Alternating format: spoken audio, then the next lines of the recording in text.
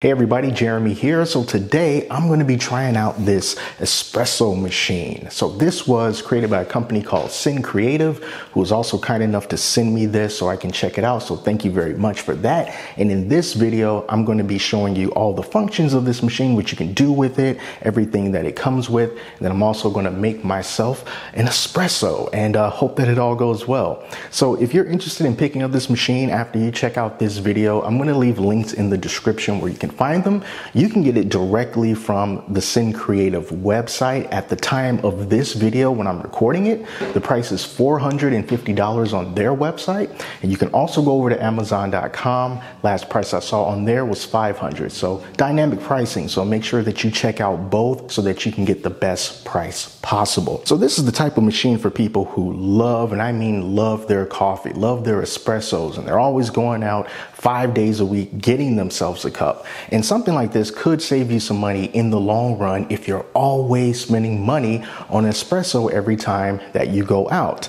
So let's just say if you spend $5 for a cup and then you do that 5 days a week, that's $25 a week. That's $100 a month. So by the time you get to month 5, that's $500 that you spent just on little cups of coffee. So if you really like your stuff, this is the type of machine that you should get, because like I said, in the long run, it can save you some money. Now, first, let's go over some of the things that this comes with. Of course, you got the machine itself. You're also going to have this little basket up here that you can put here. You put your beans inside of here, because there's a grinder in this. So if you have yourself some coffee beans, you can put it in here, you can put the lid on, and then you can activate the grinder, which I'll show you how to do that in a minute. You also get this filter holder, and this is a pretty good quality feeling filter holder. When I first took this out the box and I was picking up, this thing's got some weight to it. You can really whack something hard with it and this thing will not break. You're also going to get 2 of these filters here. You got a small one that I have here, and then you also have this larger one. You get some cleaning accessories, including this with the little brush, and this one with the little sharp little needle thing right there. You can get inside the little nooks and crannies.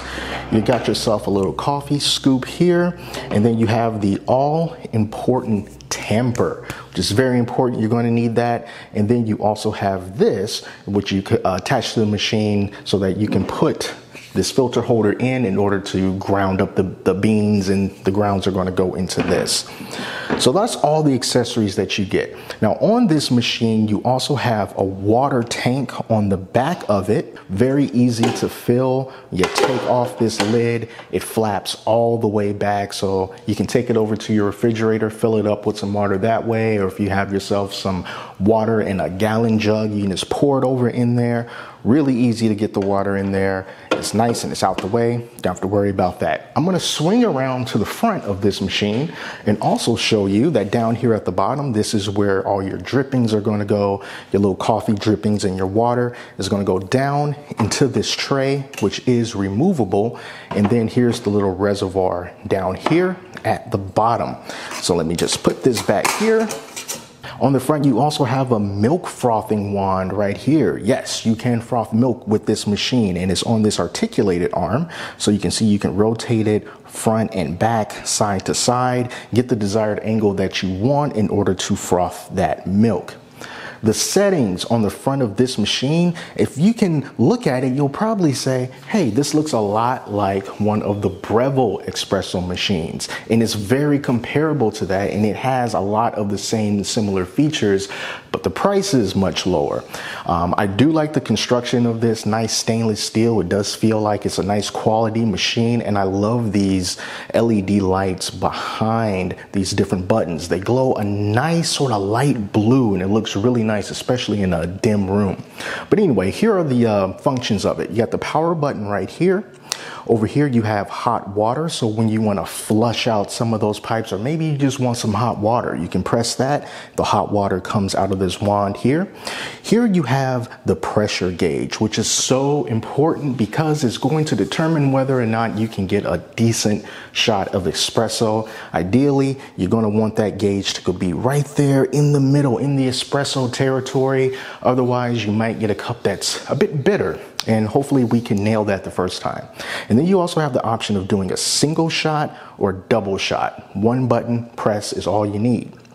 And then over on the side of the machine, this is the setting for the milk frothing wand. It is currently off. It also has a preheat setting. And then you also have a setting where you can control the amount of steam that you have all the way up into a max point.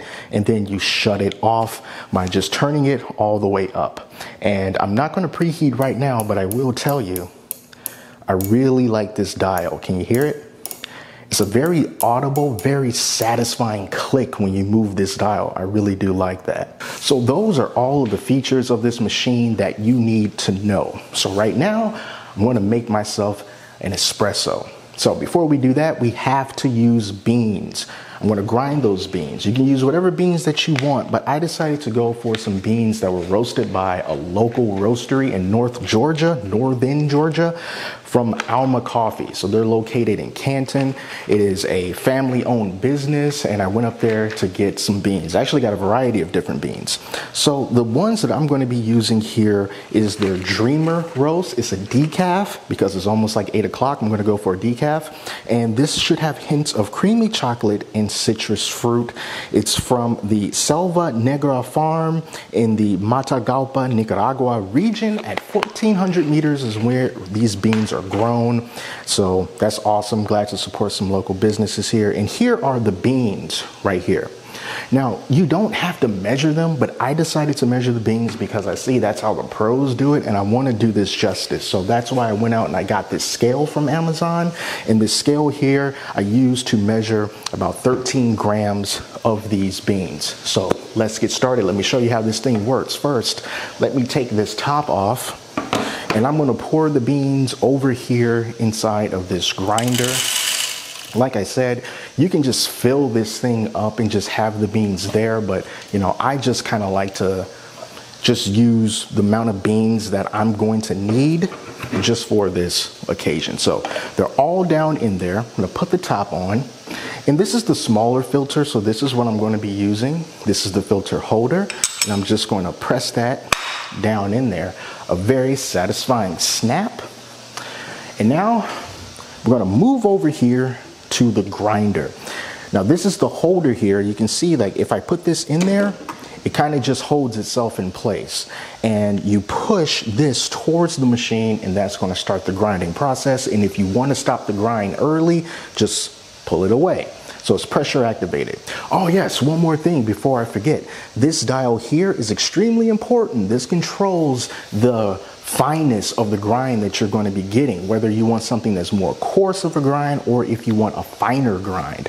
By default, this one came around about like at the 8 mark, and I found that that worked pretty well. But you have to be aware that depending on the type of bean that you use and the strength of your temper is going to change from time to time, so you kind of have to dial it in. So it's going to take some trial and error. You might go through some beans and waste them, but you have to learn. It's a learning process. That's what I'm doing. So I have this set at about a 9-ish, and yeah, let's grind this thing. Here we go.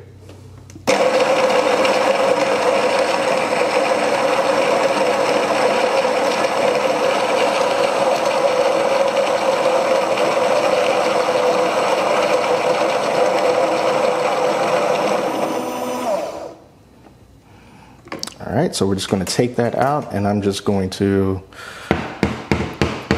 give it a little whack on the table. Let me come back around to the front. And now I got the tamper. I'm going to tamper this down. I'm going to press it down, and yeah, hope for the best here. Get some decent pressure on it. Small twist, take it off. And it has a max fill line right here inside of the filter so that you can see, don't go above the max fill line. So I'm not sure how well you can kind of see that, but that's pretty much how it looks right there. So let's take it over to the front of the machine. Here's my cup that I'm going to be using. I had it on top so it can sort of warm up a little bit. I'm going to put that right there. I'm going to swing over here. I'm sorry if I blocked the camera. So you're going to have to, well, let me move this first. You're going to have to put this up right here, sort of at a left, and then you go to turn it. When you first get the machine, it's going to be kind of difficult to turn it to the right so that you can lock it in place. But the more you use it, the easier it becomes. All right, so I got my cup set up right here, just wide enough to catch it from both sides. I'm gonna hit the single, and then hopefully we'll be within espresso range. So here we go.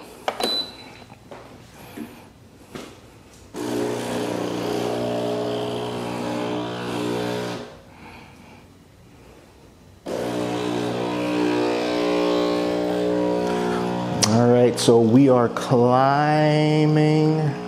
We're still within the range, still within the range. We got the both sides that are just sort of coming out evenly, a nice even drip, and we got it right there in the middle. I say that was a pretty darn good pull. Yes, first try.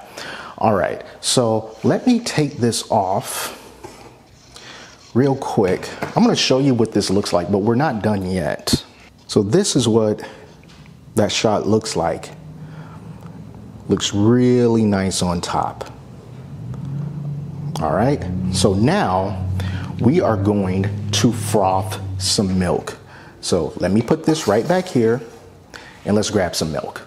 So the barista overlords informed me that using whole milk is the way to go, and it's also great if you have yourself one of these stainless steel little milk pitchers. So I got this from Amazon. It's pretty cheap. Now we need to froth the milk.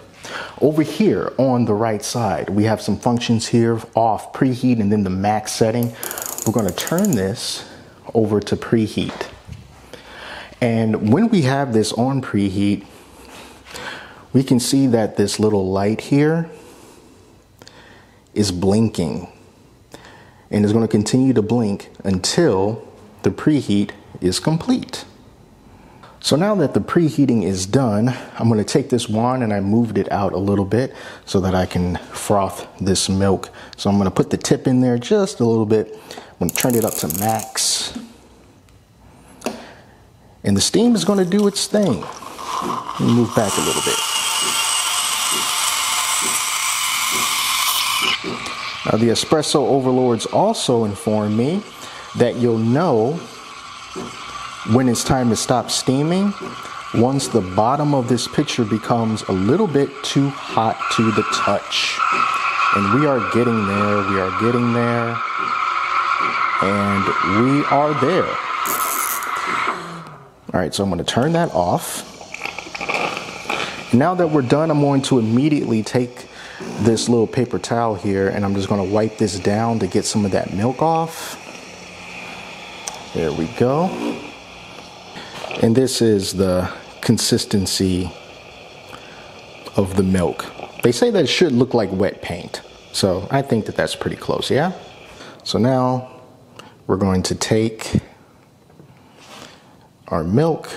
I'm doing this with one hand, so I'm just going to pour it in there. I don't know how to do latte art, so there's not going to be any flowers or hearts or anything like that. I'm just...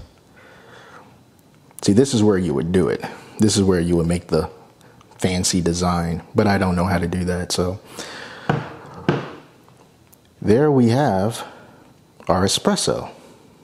And now for the taste test.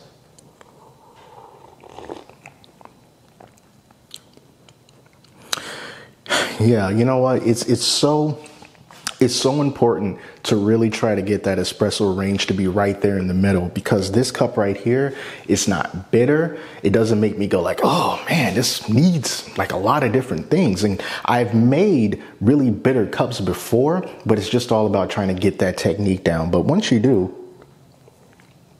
you can have yourself a really nice, satisfying espresso right here. And then, of course, you can do whatever you want. If you want to add something to it, you know, just make it your own. You don't have to follow the book. But before we wrap it up, one thing that I do want to show you guys is when it comes to, you know, cleaning this machine, especially after you use the milk frother, a good practice is to put it back on the preheat function. And if you put it back on the preheat function, then you'll be able to sort of steam out any of the milk that might still be in here. And you don't want that stuff kind of like caking on and spoiling, you know. So go ahead and start up the preheat again. If you do this like right after you finish frothing the milk, the preheat won't take long, but now it's done. I'm just gonna hit the preheat. And it expels some of what was in there. And you see we got our steam going.